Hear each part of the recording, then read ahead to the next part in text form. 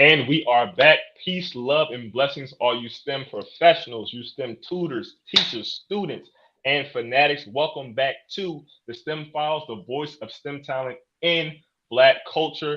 Tonight, we welcome back Moses West. This is water and the people who need it. We are discussing water crises, solving our water shortages. Tune in for more of this dynamic episode after this, family. Let's get into it.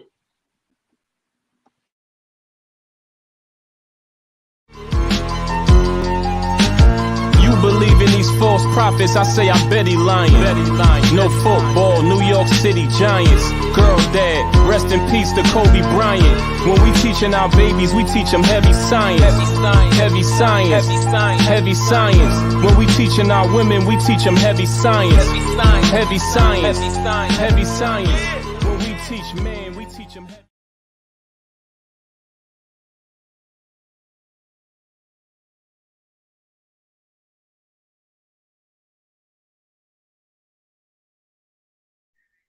Again, welcome back, family. We appreciate you all. This is your Black is STEM platform, the STEM Files, the voice of STEM talent in Black culture. We do our very best to give you and highlight the best and brightest in science, technology, engineering, and mathematics. I am your humble co-host, Jabril Muhammad, aka Brilliant Engineer. I'm a civilian mechanical engineer with the U.S. Navy with a focus on naval ship fluid systems and a background in material science and engineering how and this which is basically the study of the various material classes and how they can be utilized for different applications, making things more efficient, stronger, faster, lighter, etc. I am joined by my dope co-host, Tariq Muhammad, aka Tariq Cardiac. What's going on, bro? How are you?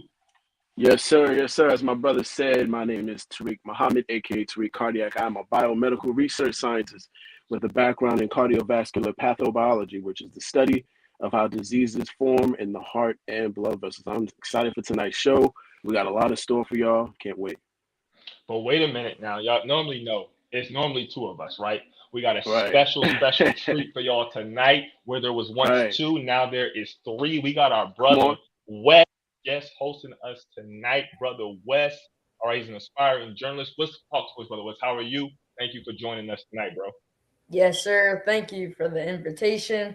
I'm your brother, Brother West, a multi platform communicator, host, Let's writer, go. and journalist. Yes, Excellent. sir. Excellent. Thank you so much for Sir. joining us tonight, beloved. We're excited to have you on. There's so much that we're going to be talking about tonight, and we're literally going from west to west because even though our co-host is Brother West Muhammad, we also have our illustrious main focal point of tonight's episode, and that's Mr. Moses West. He's the founder of the Moses West Foundation. He's a mechanical engineer. He's a developer, humanitarian, the whole nine. So I want to go ahead and introduce to some introduce to some and reintroduce to others our special guest for tonight, Mr. Moses West. Mr. West, how you doing this evening? Doing wonderful. Hey, thank you all for having me back on. I'm Moses West. I'm the CEO of AWG Contracting and the founder of the Moses West Foundation, innovator of atmospheric water generators, and engineering. Thanks for having me Excellent. on. Thank you. Thank you. Jabril, you want to take it over? Absolutely, family. As you heard it right, atmospheric water generation. Before we go any further, though, we want to remind you all we are currently live, Facebook and YouTube live, Facebook and YouTube to Cardiac Jabril Engineer. Make sure you stay tapped in with us at the STEM Files on Instagram, Twitter, Facebook, and YouTube. All the likes, all the shares, all the comments definitely help as we're striving to get this message out. We are really striving to get this message out, continue to, show that not only are we Black in STEM, but Black is STEM. Now, but to the topic at hand, water and the people who need it. As we are brothers who try to do our best to make sure that everybody has equal say in what we're going on, we turn it over to Brother West. He's going to start us off with some of his questions and really kick this dynamic conversation in the high gear. So, Brother West, it's on you, beloved. Let's get it going. Yes, sir. So, first, Brother Moses, we really thank you for coming on, and I enjoy interviewing you and watching your show as well. And I first wanted to ask you for those that want to change their water supply but simply cannot afford your product, would you recommend using a reverse osmosis or a water filter? Mm. I didn't know he was coming Absolutely. with that kind of heat, bro. Absolutely. Reverse osmosis or just carbon filtration or any type of filtration to strip off some of the coliforms that might be in the water and some of the bacteria that's in the water as well. Well, coliform, the foundation for everything. So yes, most definitely. Awesome, awesome. Okay. Well, I'm glad you mentioned filtration, beloved. The last time you were on the show, there was someone who made a comment, um, and this is somebody I was just talking to, and this is about a couple of days after the show. They said that your product is a humidifier. Now, I know what a humidifier is, but for those who do not, can we bust up the ignorance of this? Because this is not a humidifier. It doesn't do what humidifiers do, even on a larger scale. So can you talk to us about how this is not a particular product that you have is not a humidifier and what it actually is? Oh, you're talking like a dehumidifier? Well, no, they said it was a humidifier. Oh, absolutely not. Right. Sounds ridiculous, No, but go ahead. no, I'm drying the air out. Uh, Mhm. Absolutely drying the air out. And people will argue and they'll say, well, you're going to change the atmosphere by pulling water out of the air. Nope, we've raised the temperature of the planet over 2 degrees. There's so much water in the atmosphere right now. There's more water in the air than there's ever been than has been in the air in the past in billions of years. That's what Yes, that's what sir. we do with climate change. We heat the atmosphere up. What does it do? You heat it up, it holds more moisture. Right. That's why our hurricanes and storms and tornadoes are bigger. So this machine, what I'm doing is I'm making the machine so efficient that when I pull air into the machine, air has water in the air. And that H2O, when I'm pulling it out of the air, I want to try to get, if I could get 100% of it, I'm doing my job. And so I want to put out dry air. And so that dry air goes back into the atmosphere, but that dry air also has a value to it. The Right, right, value of that dry air, if I pump that dry air into the basements of New York City, that helps that building last longer. If I pump dry air into the Library of Congress or any library, because libraries they leave the air conditioning on all the time because they're all trying to pull the air out.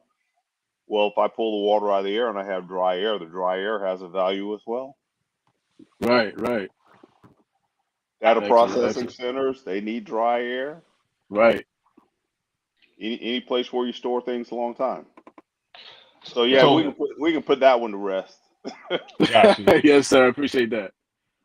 I had a quick question, just so that we're clear. You mentioned the value of dry air. Were you talking about from the perspective of things like over condensation and or rust? Like, say if you have an area, you have a lot of electronics running, things of that nature. You don't want that air to be full of moisture, full of water, because that can damage that equipment. Or if you talk about just from a structural perspective, too much water or condensation in the air in a particular area over time, over years, can lend themselves to structural damage or deterioration, and thereby you can have collapses and things of that nature. So by putting back out this dry air in specific arenas, you're lending itself to longevity because you're disallowing for things like moisture to get into certain pockets and deteriorate from there. Is that kind of what I'm talking about? So make sure that everybody's on the same page. Absolutely, Okay. absolutely. Because with you have oxidation. It's sometimes when something oxidizes, like when something rusts, that can actually be a good. Uh, it's like one of the best protectors because then everything that's under it won't continue to rust. Once you have that first layer on, I think we have some buildings that we just allow the outer layer to rust because it protects the steel that's underneath it. But Absolutely. in most cases, like when we need dry air, when like say over the next year, and it would start to incorporate this technology in the buildings. I used to just vent the dry air out, I'm no longer venting the dry air. I'm going to take that dry air and actually push it back in and use it somewhere else. So that Uh, way, it increases the value of the technology and what the technology can do. So it's not only just making water. Now it's adding to the longevity of a building. If you look in Miami right now, here's a good example. Miami is super humid. The Biscayne Aquifer is going bad because sea level rise. The ocean is rising so high that it's flooding in Miami without raining mm, because sea level rise, and that water right, goes into the basements. They just had a building collapse a couple of years ago. Remember that? That right, building right. just fell down, killed all those people. We Well, actually did a show on that. Yep. Yeah. that basement was rusted out. Hmm. All the concrete, you do a shoddy job. You put some cheap concrete in there, and then the salt water comes in, gets to the rebar. You know, the rest is going to be history.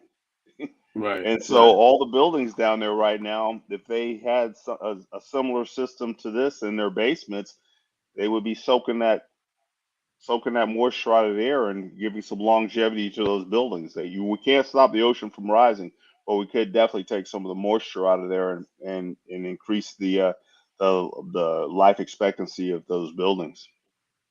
Okay. And for those who are watching, before we continue, I wanted to go ahead and play a quick 30-second video that demonstrates the power of our brother's product, and then we're going to turn it over to Brother West. Does that sound good?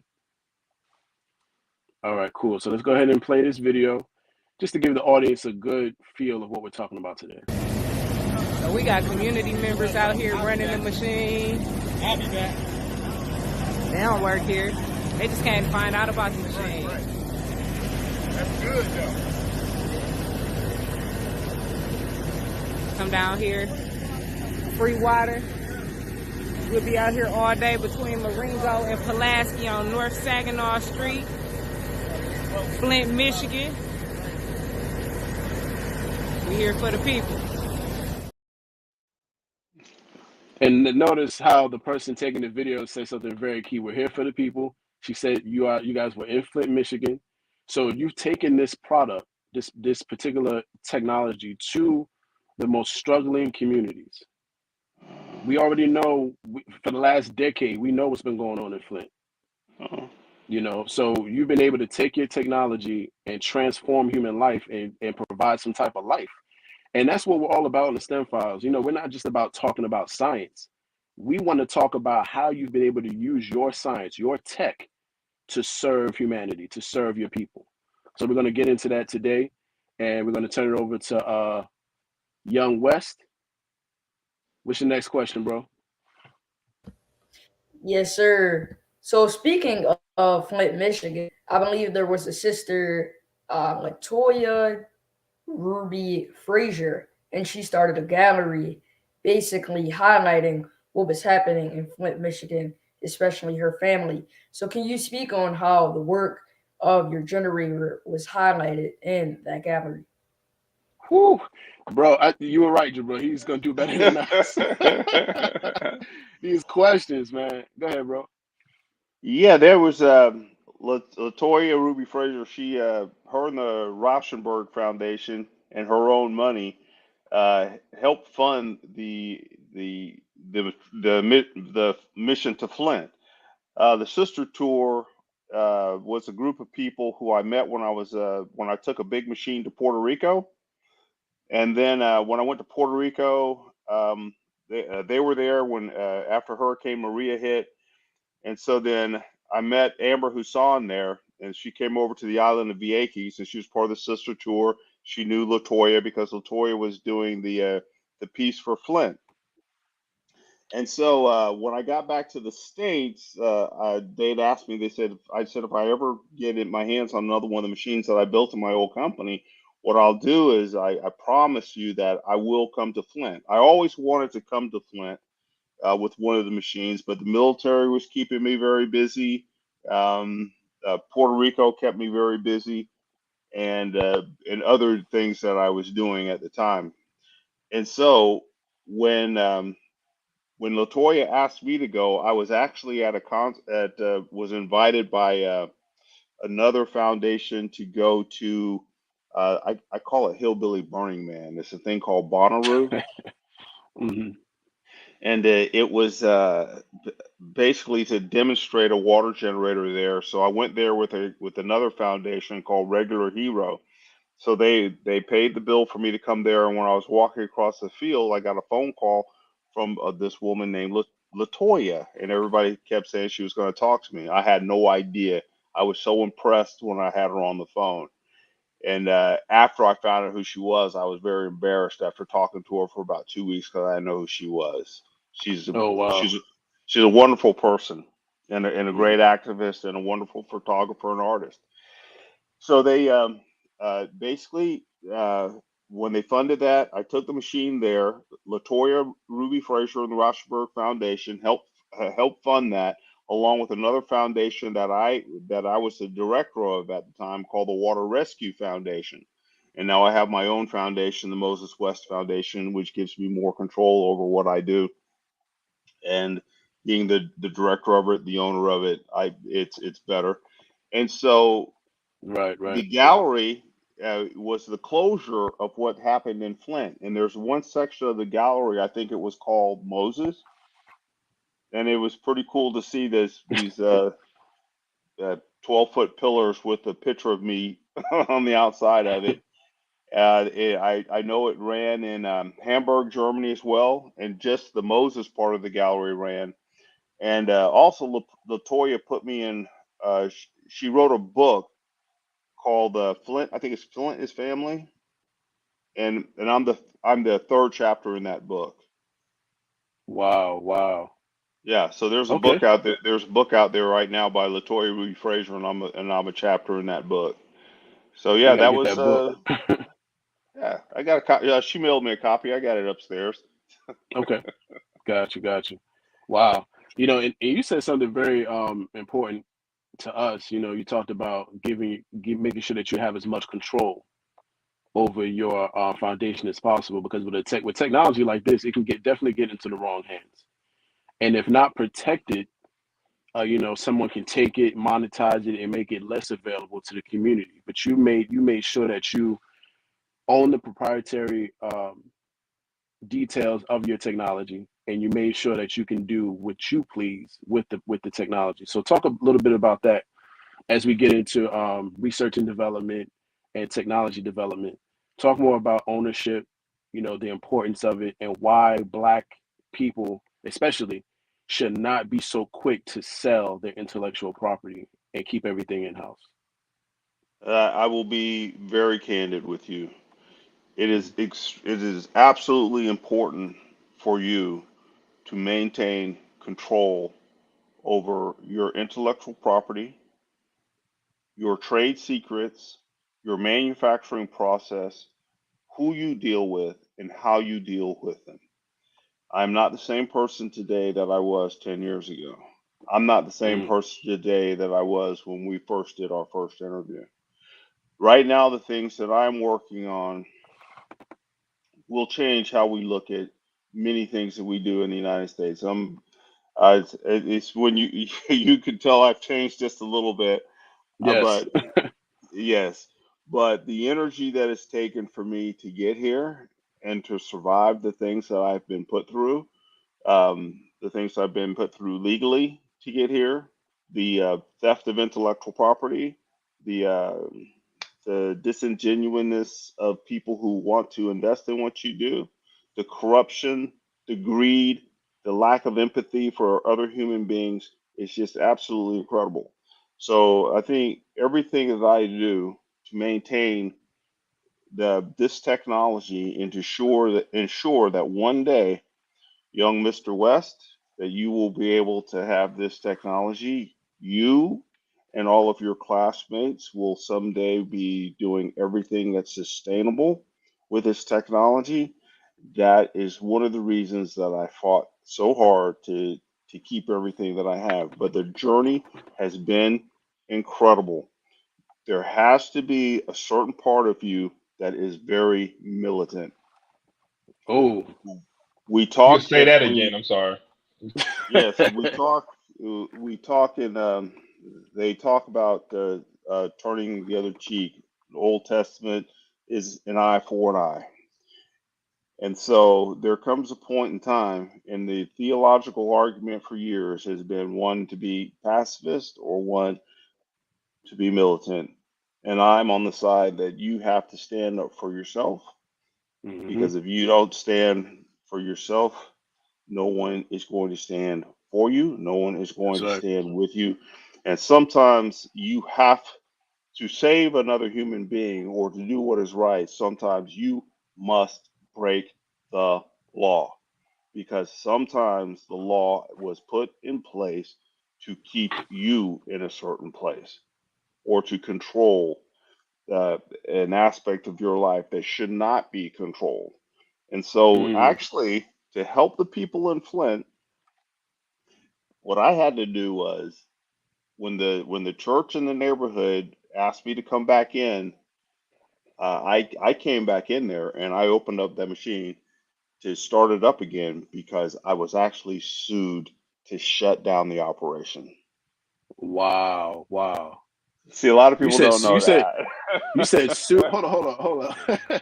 You said sued to shut down the operation. Sued, sued. So on what basis though?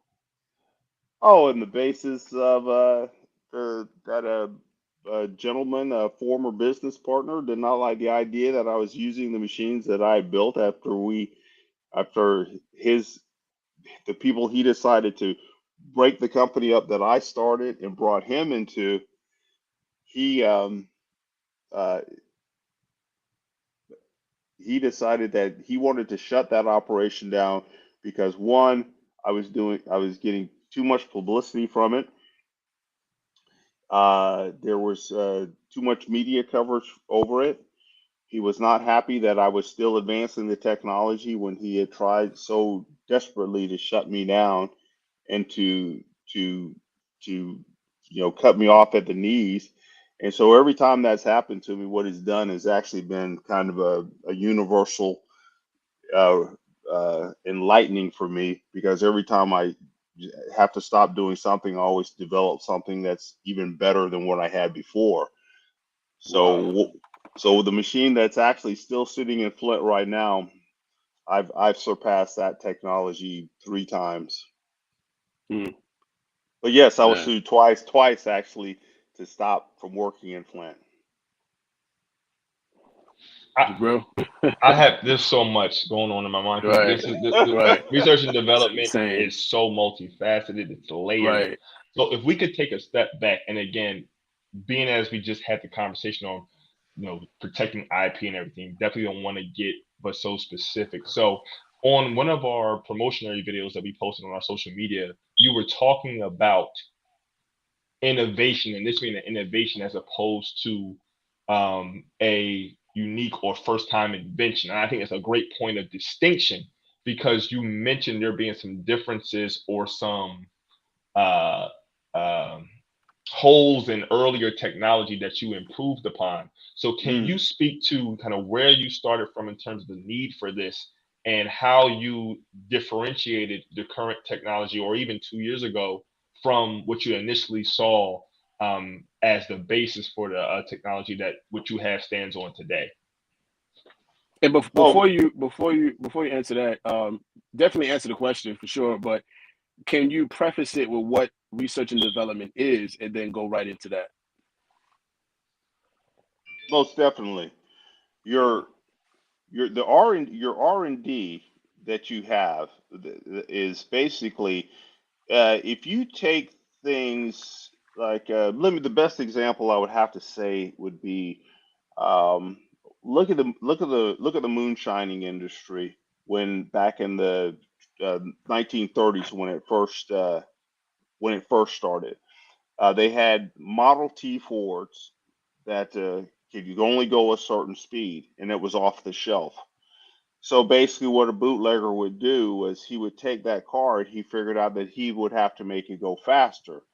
So then they started to take that off the shelf product and make modifications to it. And the modifications they made to it, it turned into things like a 4-barrel carburetor. It turned into the Right, right. header.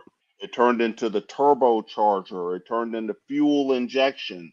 It turned into ram air. It turned into wider tires, disc brakes. And then what did we get from the Model T? We got stock car racing. A stock car is a mean machine, but it is Mm-hmm. nothing like what you buy off your showroom floor. So when we talk about R&D, R&D is what took a Model T and made a stock car and made a Formula One car.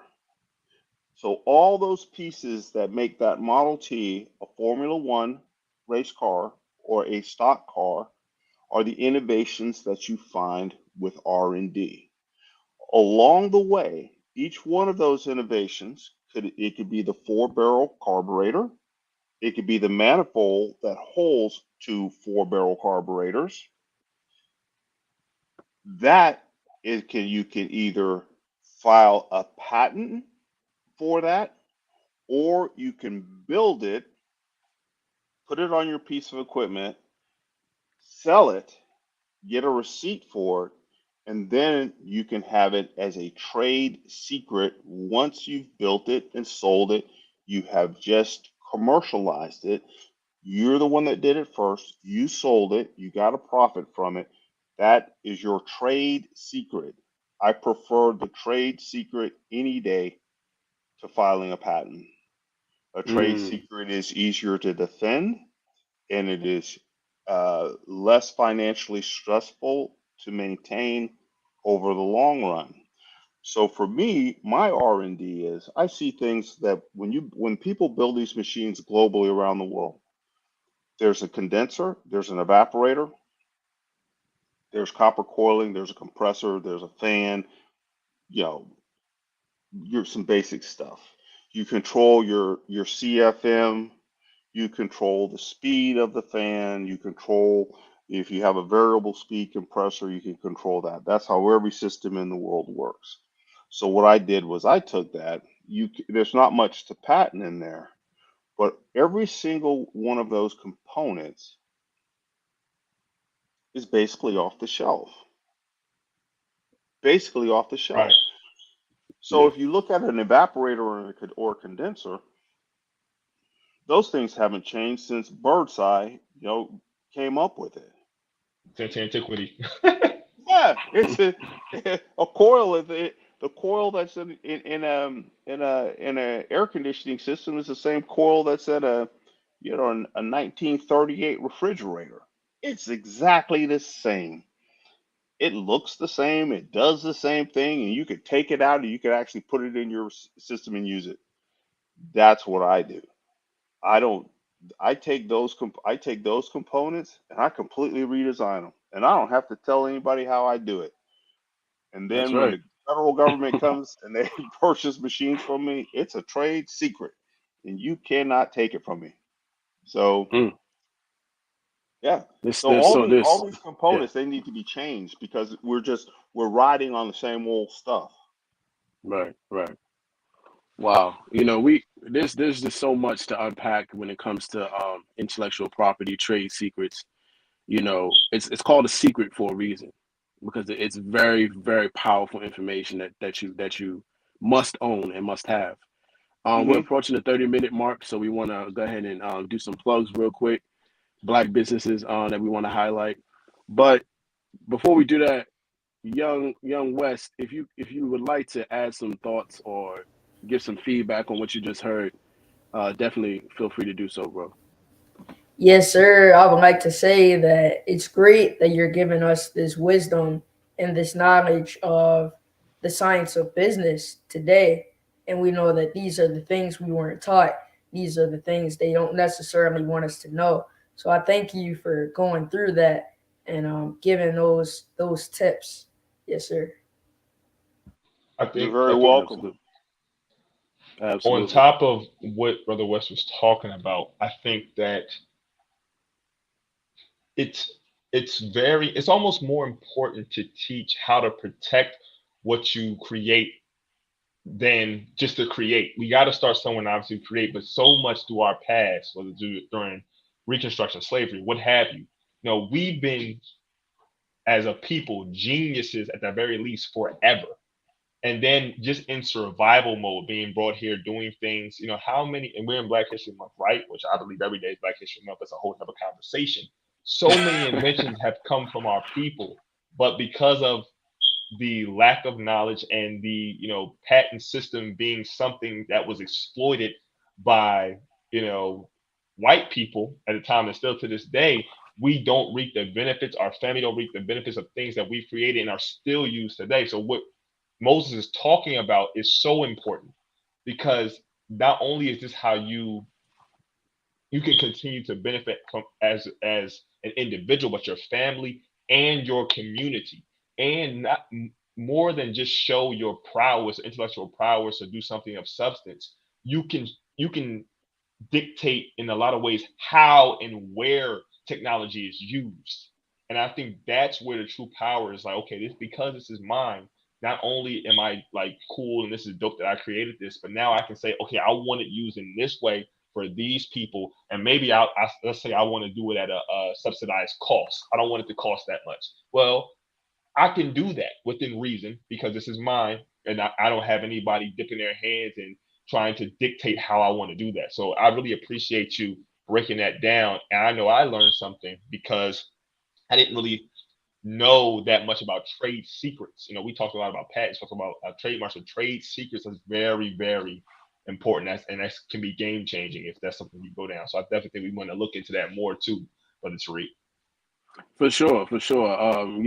With our parent company, Original Man Scientific, we work to bring research and development to Black and brown communities who are typically disadvantaged in some kind of way. But generally, we want to educate all of the community on what intellectual property is, because like Jabril just got finished saying, just like Moses just got finished saying, intellectual property calls the shots. When you own it, it's you literally, you're laying it out. It's no longer the ball is in your court. The court is yours, and so is the ball. So we gotta just keep that in mind of how important research and development is. But we're at the 32-minute mark, so we're going to go ahead and get these Black businesses highlighted. At this time, we're going to go ahead and highlight our local Black-owned business here in Richmond, Virginia, River City Market. Stay tapped in.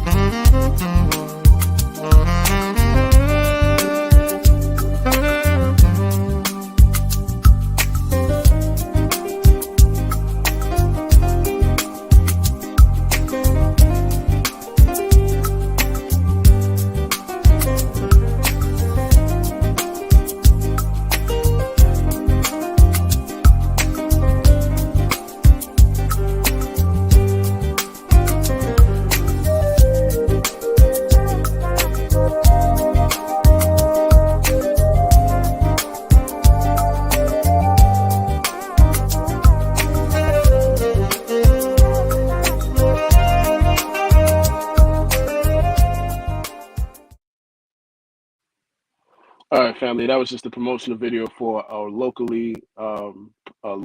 Black-owned business here in Richmond, Virginia, River City Market. It is owned, and the sole proprietor is one of our hardworking believers in the Nation of Islam here in Richmond, Virginia, Zatima X. She is the student coordinator, the student point of contact for the Ministry of Agriculture, and she is also a member of the Ministry of Education. She serves as our directress for Muhammad's University of Islam, and so much more. I actually misplaced the written bio I had for her, so hopefully one day we'll have her on the show because her background is in STEM. Jabril, would you like to go into some of the things that River City Market offers? Absolutely. Again, family, this is our Black business highlight. If we're going to rep Black, why don't we shop with our brother before we shop with another? Eat to live and live well. Store hours, again, Sunday through Friday, 8 a.m. to 6 p.m. Saturday, 10 a.m. to 6 p.m. So as we can see, family, open every day of the week. Also, for those members of the Nation of Islam, there are believer discounts. You get 15% off on Sunday. You get free delivery to the mosque meeting on Sunday, as well as free 1 pound Navy beans on your first store visit. And for anybody who knows Brother Tariq, you know that we always say, do not sleep on that Navy bean. And Don't do if it. it be the will of Allah, be the will of God, we'll be having our Power of the Navy Bean STEM Files episode very soon. I talked to him about this consistently, y'all. So we're gonna get him to do it. We're gonna get him to do it, and we're gonna get him to really go in. So I apply pressure consistently. This is 16 West Brooklyn Park Boulevard. For more information, you can go to call 804-447-2962, and that's also going to be True Seeds LLC at gmail.com for email. That's True Seeds LLC at gmail.com. And River, I'm sorry, RVA Here we go. City Market. Yeah. RVACityMarket.com. RVACityMarket.com for more information. Family, this is the River City Market, your neighborhood grocery store. Excellent, excellent. And also, too, family, we want to go ahead and promote the Final Call newspaper. It's the flagship product of the Nation of Islam. And Yes, it's sir. not just for, and matter of fact, anything we promote on the STEM Files is not just for the Nation of Islam. You know, right. Anyone who knows the work of the nation knows that everything we do is for the community, is for the people. That's right. You know, so if you want a bean pie, you don't have to be a Muslim to get a bean pie. Right. You know, if you want to support Black-owned business, come through. If you want to, matter of fact, I want to get it to the point where if you come into River City Market, we could bring our brother Moses West down to demonstrate the power of his generators right here in the middle of the city, right there in front of the store. You know, it's in a prime location. Black people everywhere. The people who need it the most, they're all over the place. So we definitely gonna have him come to Richmond. We're gonna have him come to Philly. You know, we're gonna be just bringing the brother everywhere. You know, so those are our plans. But Final Call newspaper, we're gonna go ahead and play a promotional video for that. Stay tapped.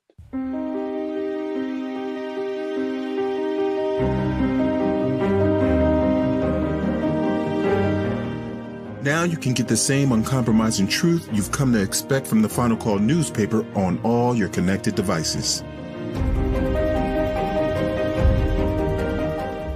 Subscribe to the Final Call Digital Edition today. Go to subscribe.finalcalldigital.com.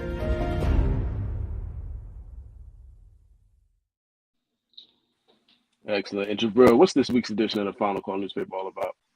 Yes, sir. So, family, again, the Final Call newspaper, a message dedicated to the resurrection of the Black man and woman in America and the world, the whole of humanity. This week's edition, beaten to death. Yes, the scene is very much real. It's dealing with the graphic and disturbing video of Memphis police officers viciously assaulting 29-year-old Tyree Nichols, resulting in his death. It has sparked anger, protest, and has a city and country on edge as another Black family seeks justice and a community grieves. Family, you know, one of the things that, you know, we constantly talk about in the Nation of Islam, and I think a lot of people who are conscious and striving to live a certain life and really do unto others they would have done to themselves, is like when it comes to Black Lives Matter and Black power, that has to matter to us first. We can't just be up in arms when it's, you know, a white officer or a white person or a non-Black person against us. We have to take ownership of ourselves and respect ourselves before we ask anybody to respect us, as point blank, period. You know, sometimes I think we do it too much asking and projecting out and getting enraged when people feel a certain way about us. But I'm like, well, we have to respect ourselves first, and then it doesn't matter. But get your latest edition. If you want your digital edition, go to finalcalldigital.com. finalcalldigital.com. If you're in the Philadelphia area and you want your physical edition, you can tap in with myself, become a part of my customer base. If you're in Richmond, you can tap in with our brother Tariq and brother Wes. Let them know where you're from, where they can get their Final Call newspaper from, beloved. You can get your Final Call newspaper in Baltimore, Maryland, Muhammad Mosque, number 6, from the FOI on our streets. Yes, sir. Come on. Absolutely. And So we I'm got and I'm just and I'm not trying to set trip. I'm not trying to set trip. But my brother is from the same region I'm from. You know, right here in the Mid Atlantic region. I'm just saying we the best region, and I'm sure Brother West, you can attest to Yes, all sir. right. So this. as you know, we got a nice Philadelphia, Richmond, Baltimore triangle going on. Again, family, tap in and get your black-owned news that you can use in this great and trying time. Final call newspaper, family. Excellent. Yes, sir. Yes, sir. So, family, we are approaching the last 20 minutes of the program. I appreciate that, Jabril, for the promo. We also want to highlight our self improvement guides, study guides. We are not in the business of trying to heal our community without healing ourselves. It's very important that we must first improve ourselves so that we can better improve our communities. You know, it would actually make no sense. You know, before and think about it like this: before you can, you know, like you see, if you was picking somebody up, you know, you would have to be able to get there yourself, right? You That's can't right. pick them up without you actually being in the vehicle first, taking yourself to go get them and pick them up. So we can't pick up our people from the conditions that they're in without picking up ourselves. So I want to, you know, make sure that we have these, you know, study guides up here for people to tap into. Improvement guides, volume 1 and 2, $20 each. Information is at the bottom, also in our description in our caption. Also, too, the crowning event of Black History Month and for the Nation of Islam especially is Savior's Day, where we commemorate the birth of our Savior who came Yes, sir. to deliver us from our decrepit state and make us into rulers and providers for our communities. So we want to thank the work of not only our Savior, Master Father Muhammad, Honorable Elijah Muhammad, but as well as Honorable Minister Louis Farrakhan for everything that they've sacrificed and continue to sacrifice for the resurrection of Yes, our sir. people. Yes, And sir. this is the type of what Brother Moses is doing is the type of work that our teachers have taught us to do. Go out, use your brain power and your resources and your skill set and provide for your people. And that's what our brother's doing. So definitely tap into that. NOI.org/Saviors Day webcast right there in the description. All right, so we coming up on the last 20 minutes. We're gonna go ahead and wrap this up a little bit. So, Mr. West, Mr. Moses, I wanted to ask you, you know, when you and I showed this video earlier, you know, We got community members out here. to this reservoir that you have that's pulling the moisture out of the air, right? Have there Right. ever been any misconceptions on your product? Has anyone ever said, "Oh, he just got all the water in the tank. He ain't pulling nothing out the atmosphere"? You know, has anyone ever come at you with that energy? And how did you bust that up? Oh, easy. I just put a window on the machine. Yes, sir. It was simple. I got it all the time. So this is easy. I just put a window there. And so I give everybody a flashlight, go look in the window. And they just watch it rain inside the machine. Shuts them up real quick. Wow, wow. Okay. Jabril, do you want to add to that? So on that point, you know, we showcased River City Market, and one of the things that I've been thinking about, you know, we've been in, and I still say the pandemic isn't over. We've been in a COVID pandemic for some years now, 2+ years, 3 years. And one of the things that we saw immediately when we first started in the initial shutdown is you had the shelves, food, water, you know, personal care items gone. So one of the things I want to know as it pertains to food production, have you been approached by or done any work with, you know, small, you know, farm owners, people who are looking to be able to provide food for themselves, communities, and have you been able to bridge the gap in understanding how not only you can generate water, but how this product can be used for things like irrigation as well as just being able to have a steady source from which you can, you know, grow food for yourself, family, and community. You're very prophetic. Right now, what I've been working on, I don't know if you know about this or not, but I received the Beloved Community Award from the King Foundation. Okay, I didn't know that, but congratulations. Well, I didn't Yes, know either absolutely. until a few days before I was supposed to go get the award, but I got it from Dr. Bernice King. Okay. She Hey. recognized the work that had been done. And one thing that I had been working on prior to going down there was I was sitting and I was having a conversation with my partner, and she said, I was saying, complaining about the food desert. I've been complaining about the food desert for 10 years. I've been talking about the food desert 10 years. I've been telling people how to eliminate the food desert for 10 years. And I'm always talking and telling people how to do things. And, because I'm one person and there's billions of people in the world, you can have the best idea, but unless you get up and actually do something about it, it's not going to get done. And more Right. people today would rather sit and, hit a keypad than go out and turn a wrench. And so I was thinking, well, how am I going to get this done? And, and so basically she was just like, just do it. And so then when I went and got the award from the King Foundation, I was sitting there and, and Bernice King, Dr. Bernice King mentioned the food desert. And so I've been sitting around. I said, well, I know how to solve this problem. It's my great grandparents used to solve this problem because in Catawba, Georgia, when Jim Crow was in full swing and they couldn't shop at a grocery store, everybody that lived in the country grew food behind their houses and everybody had a well. Mm. So when you drive around any city, you look at Detroit, you look at Chicago, you look at Houston, you look at Dallas, you look at San Antonio, you look at any major city in the United States, St. Louis.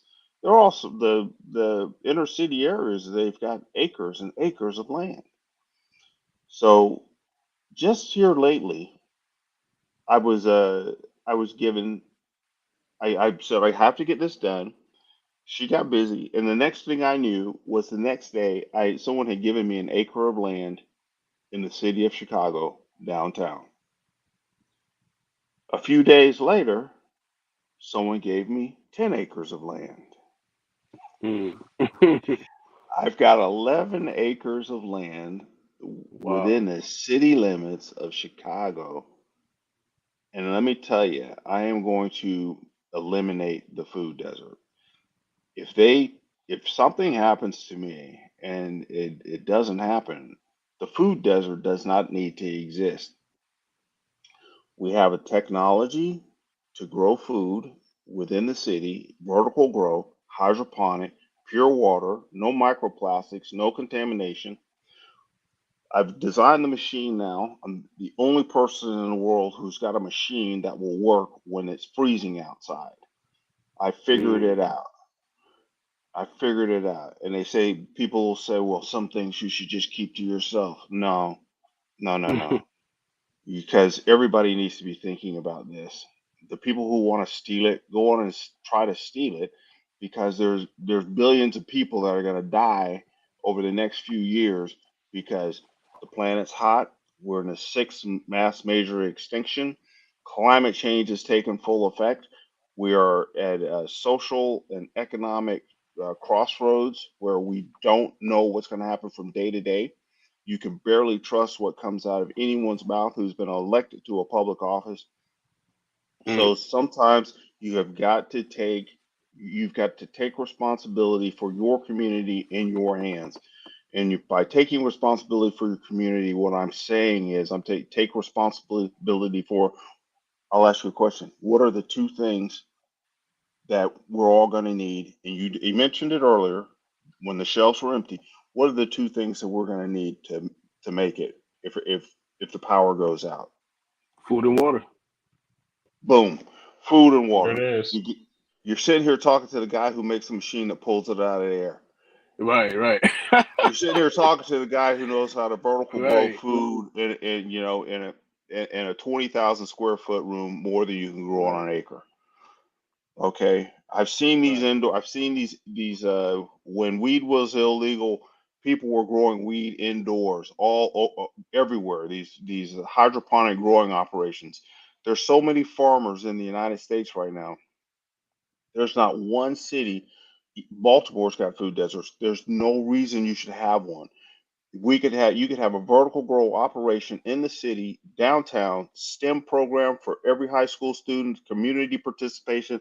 And guess what? Not only do you get to get rid of the sugar in the neighborhood, get rid of the salt in the neighborhood, uh, give a little bit of hope. When people are hungry, well, not hungry, but when they're eating healthier foods, they think better, behave better. You wake up in the morning, you feel more secure. And when the food is healthy, what happens? Obesity goes down, Hmm. heart problems goes down. Your the health rate of the health of the individual just goes up. So this is all doable, and that is what I'm doing right now. I'm very busy at that with that right this very minute. What I want to do is have something in place. Like this is the first time I'm talking about it with anybody other than the people I've been working with right now. STEM files exclusive. We the first one. Go Yeah, ahead. you got the exclusive. I'm going to eliminate the food desert this year. I'm going Okay. to eliminate the food desert, and this is going to be the epicenter of how it's going to be done. There's no reason for a food desert to exist, but there has to be participation from the neighborhood. And what you grow in that neighborhood, you can become an agricultural center and export food out into the city. Mm. Whereas the farms now can't keep up with what they can't keep up because the freezes. This last freeze that we just had come through, this is the second one this year. The winter crops that were in the ground were all throughout Georgia, Alabama, Mississippi, and even parts of Florida. That winter crop that was in the ground, it's frozen. That's food that we're not going to have in the inventory next year. What's the Mississippi River doing right now? It's drying up. It's pretty low. We Right. can't get corn that's grown in the Midwest down to market. What's happened in California? Floods, Hmm. floods. All those floods that are in the San Joaquin Valley right now, washing away topsoil, filling up reservoirs, mudslides, and then we're going to have another massive heat wave come this summer.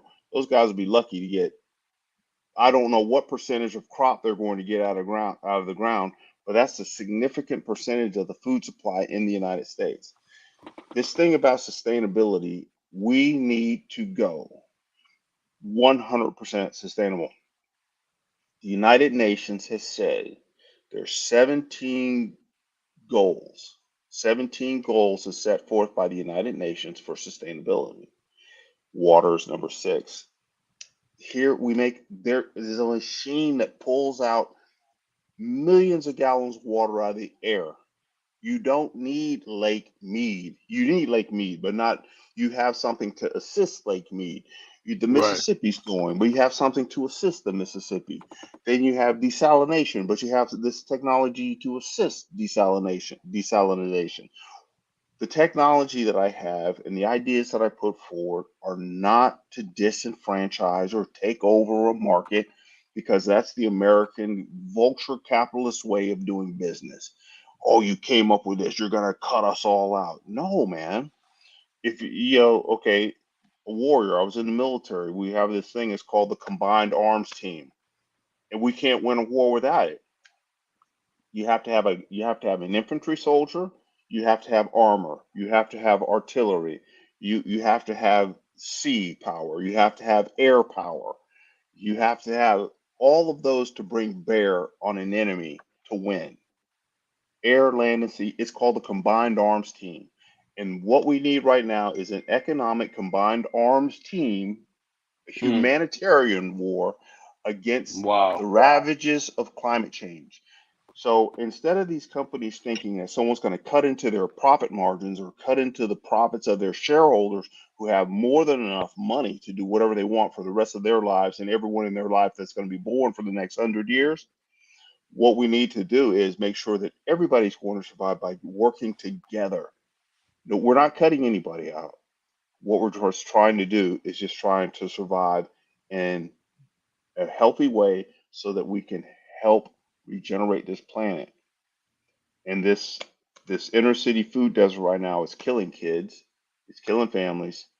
It's it's just it's not good. when we Mm.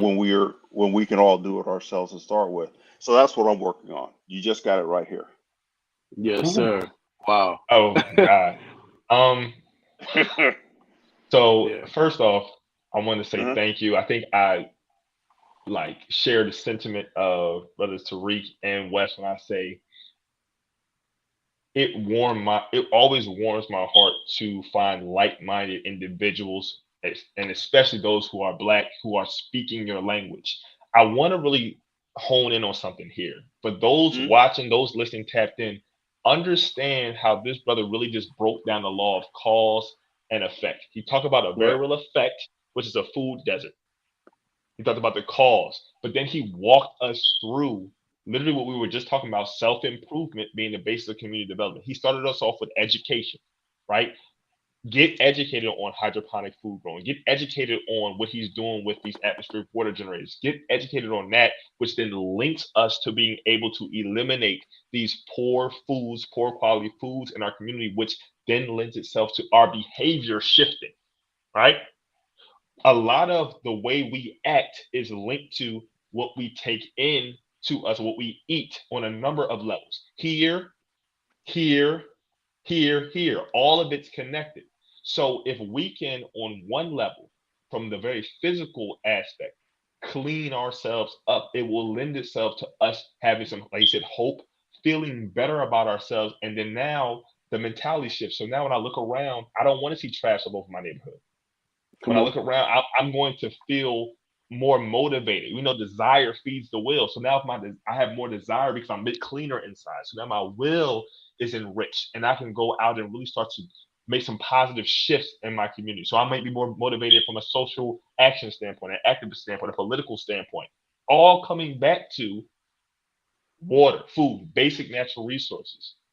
So I'm a couple more things, and then I'm going to turn it back over. But for those who are listening, either you're at Muhammad Mosque #2, our headquarters in Mosque Mariam in Chicago, or you know believers, Brother Moses, we'd love to connect you to our believers and our family in Chicago to potentially have some type of collaboration as it pertains to ending this food desert. This is literally Oh, right in line with Ministry of Agriculture work, Ministry of Science Technology work. We would love to be a part of this, or at least, be able to promote and assist. So we definitely want to make the connection happen if you're willing and desirous of people tapping into what you're doing.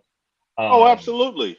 yeah, so we definitely want to make that happen. So I know me and Brother Tariq, we have some connections. I definitely will reach out and then we'll kind of continue this conversation offhand.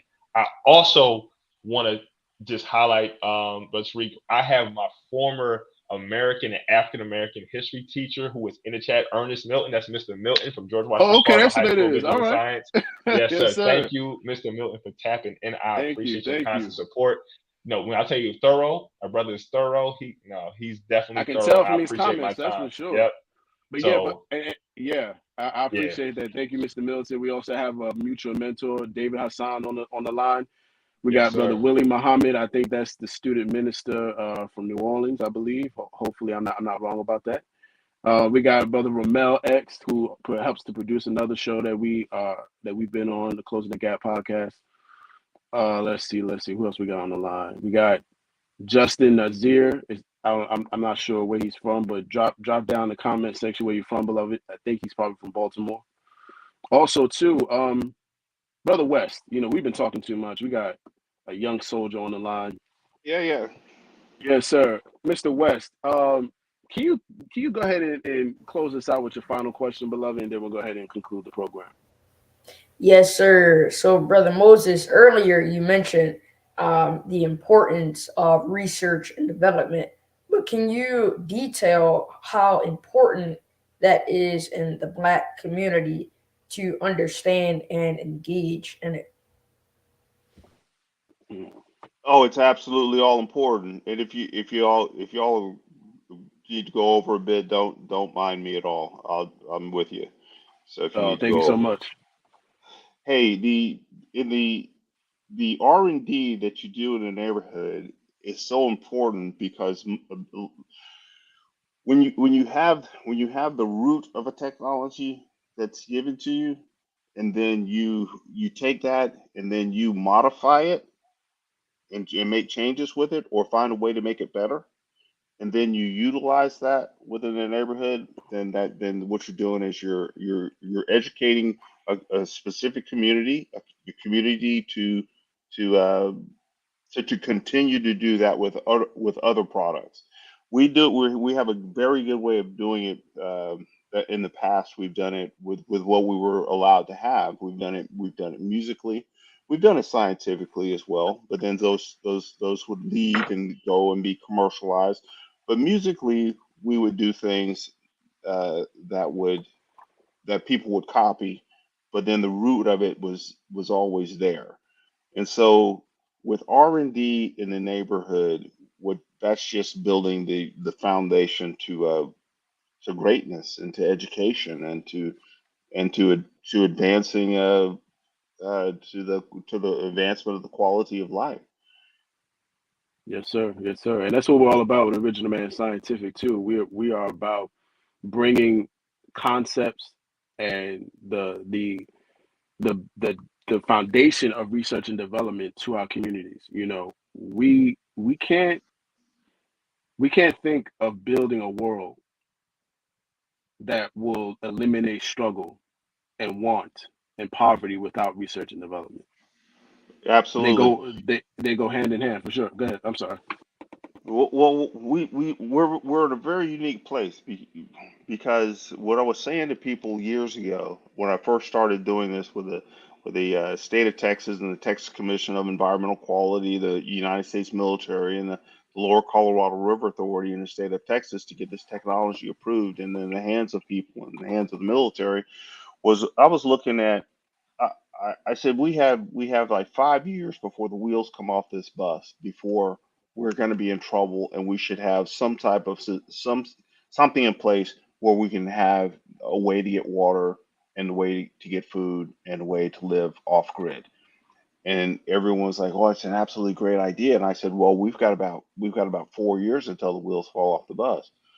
Well, the wheels have fallen off the bus, Mm, and people we need the sooner we need to, like, I'm not talking about it anymore. I'm actually working. I'm building machines for the military right now. I've got an order that I'm filling for them. I've got given this 10 acres of land. I've got some meetings to go with and meet with some folks, and we're shovel ready. We are shovel ready. I'm going to store everything that I've got that I need to get ready for the springtime planting. And I hope I get 10 or 20 more acres in the city. And I hope I pull in more people because I want to make this area around where I am in Chicago, I want to make it an epicenter of sustainable farming and education, not only with the technology that I make, but with vertical grow, insulated buildings, uh, everything to do with just maintaining and elimination of that food desert.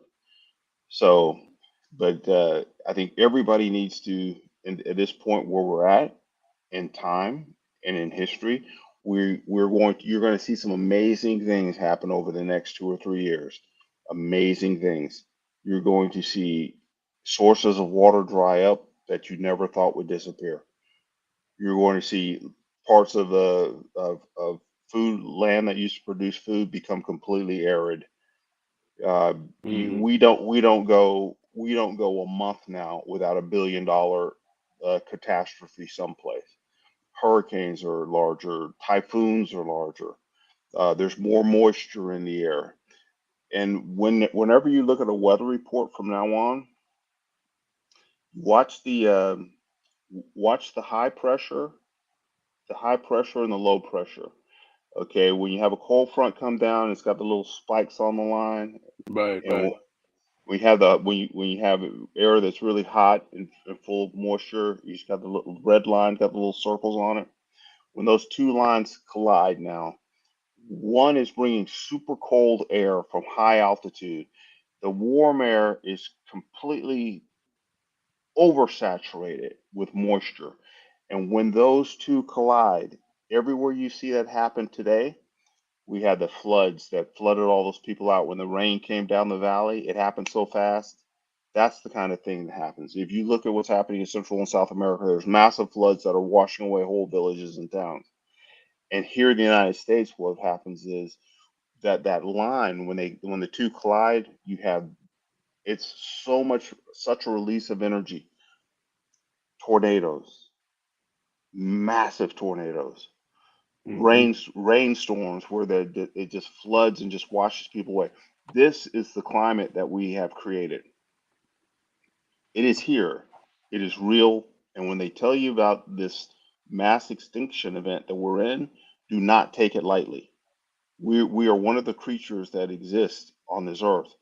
And the only way that we are going to survive this thing that we've created is by being sustainable. If we stop today, if we stopped all fossil fuel burning today, if we stopped it today and went 100% sustainable, it would still take us 50 years to make it start to go backwards to see a change. That is the amount of damage that we've done. And it bothers me to no end that more people in power are not letting the people know this you're not providing this information. People are dying in the United States from massive hurricanes, from tornadoes that are popping out, from floods, from flooding events. And we can't even predict our own weather anymore. And we have to be able to live in this hostile environment. And this technology, growing your own food in the cities, building structures. You can't build houses anymore in the Midwest out of wood. Stop doing it. They need to be made out of brick, and they need to be circular. Yes, sir. Wow. You know, you just got to stop. You just can't be status quo anymore. You ticked off Mother Nature. Right. And you know, the moral of the story is, family, for those who are watching, you know, and Honorable Minister Louis Farrakhan teaches us this as well. Pooling your resources. We have brilliance all throughout our communities, man. It's just there. You know, you can't really get around. You can't make excuses for not having anything anymore, or for not being where we want to be, where we have so much brilliance, so much technology, so much intellectual property that our people can use to make a better reality for themselves. So I want to thank Mr. West, Mr. Moses, for your work, everything that you've done, everything that you will do. Trust and believe. We will be working with you outside of the STEM files. You know, that's a fact. There's no question about that. Also, too, we have a segment, and this is our last thing, I promise.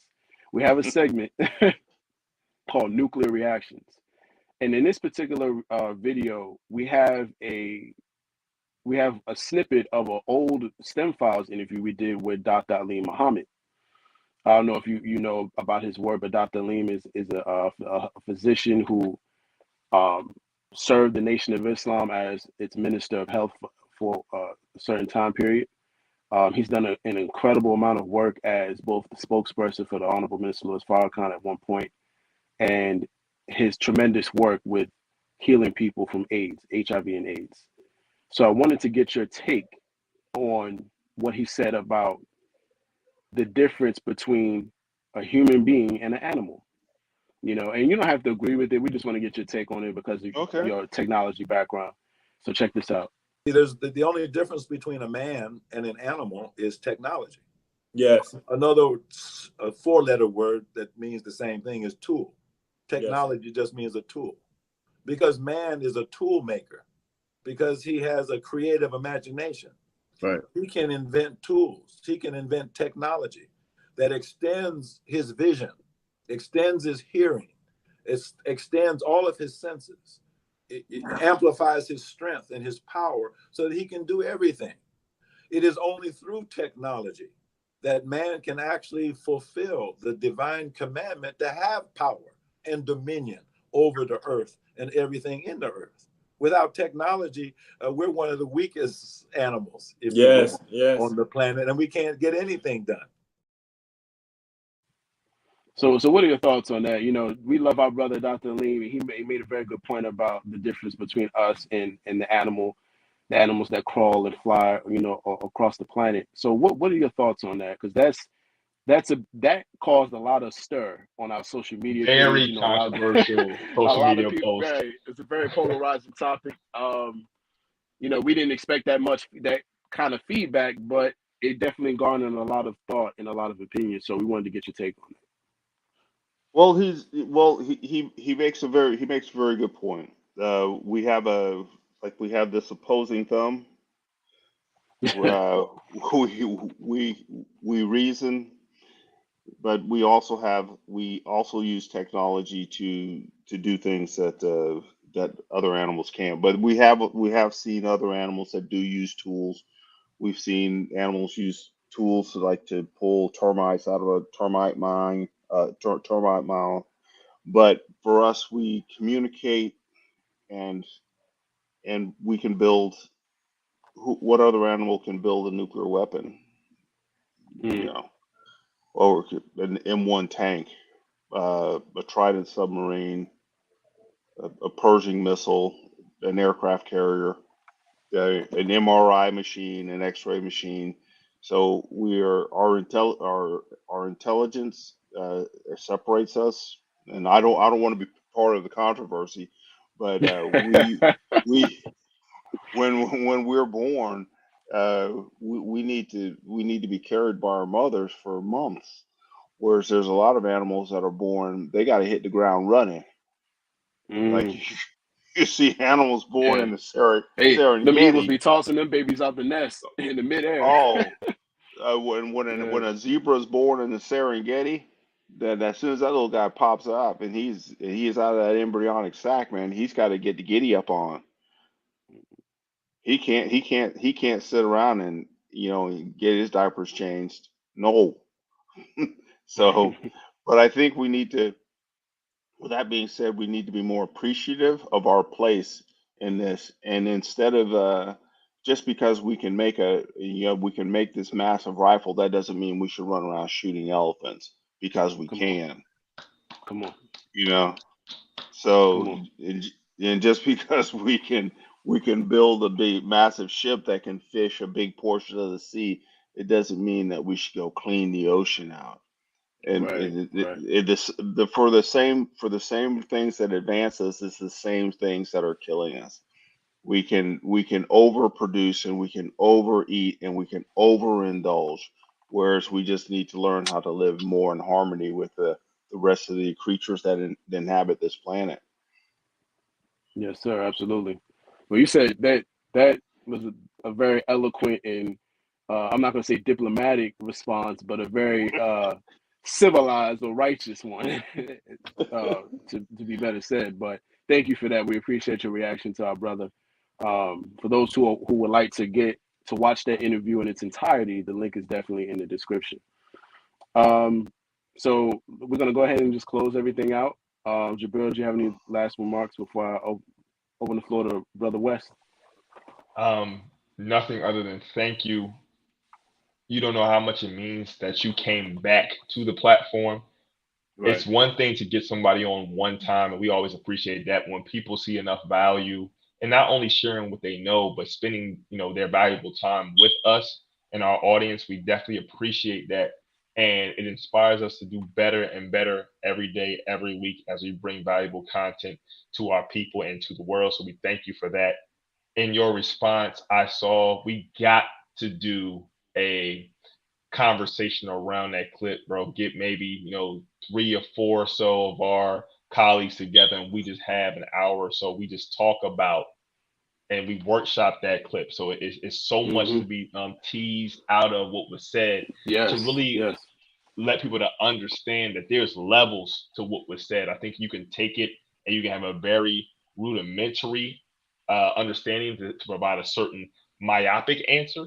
But then there's also a more expansive answer that you can give based on you really teasing out further definition. So thank you, Brother Moses. We appreciate your time, and we look forward to working with you outside this, and we look forward to seeing all the things that you do to help our people in the world.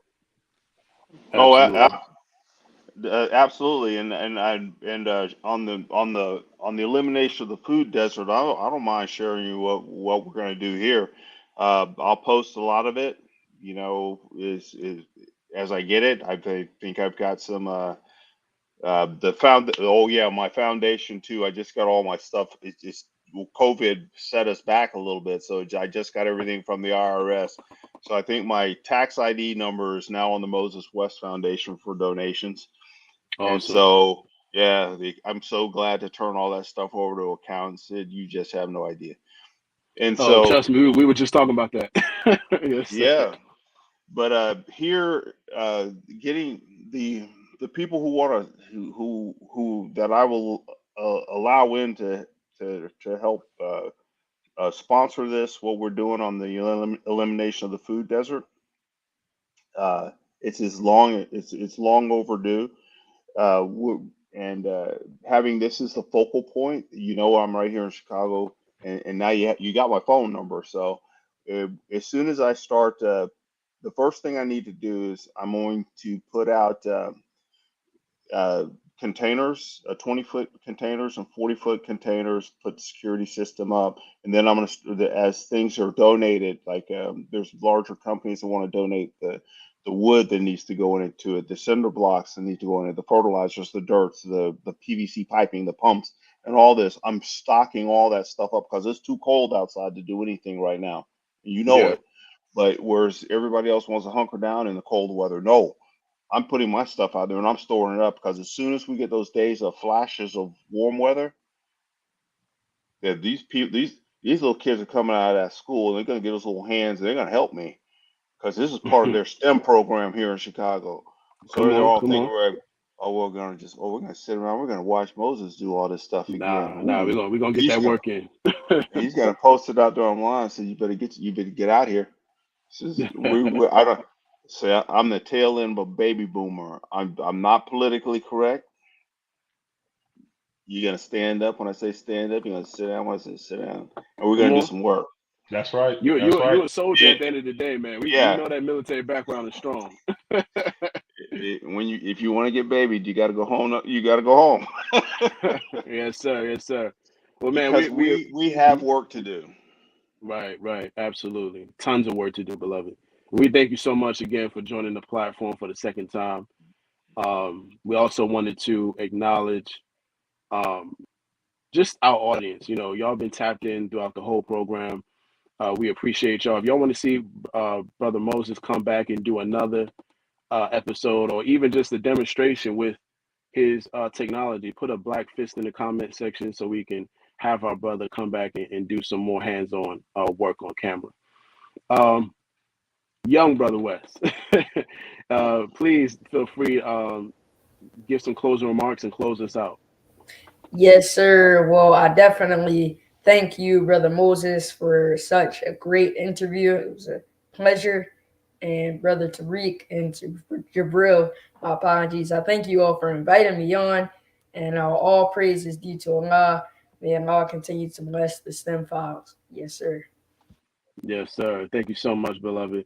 For those who are watching, stay tapped in for more of the STEM files. You can find us on our social media pages at hosted by Tariq Cardiac and Jabrain Engineer. Follow us at the STEM Files on Instagram, Twitter, Facebook, and YouTube. If you'd like to know more about our beloved guest, Mr. West, definitely tap in with his link tree. That link is also in the description, family. Thank you so much for tuning in. This has been another edition of the STEM Files, where we serve as the voice of STEM talent and Black culture. Peace.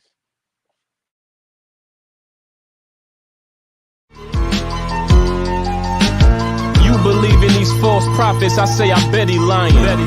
No football, New York City Giants. Girl dad, rest in peace to Kobe Bryant. When we teaching our babies, we teach them heavy science. Heavy science.